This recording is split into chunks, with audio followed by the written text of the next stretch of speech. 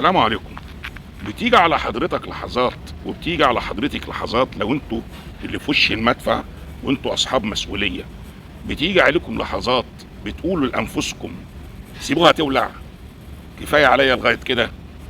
انا من ساعه ما بصحى لغايه ما بنام بفضل ادب واقول لا لا لا لا صح وغلط.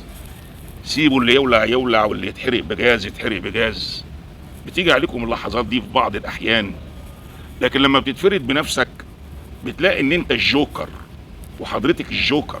ما هو الجوكر هنا مش لازم يكون راجل في حياتنا احنا، الجوكر في الكوتشينه هو الراجل، لكن في الحياه العامه في سيدات احسن من مليون من الرجال، فمن ملايين الرجال بلاش مليون، او من مليون راجل، ما تزعلوش نفسكم.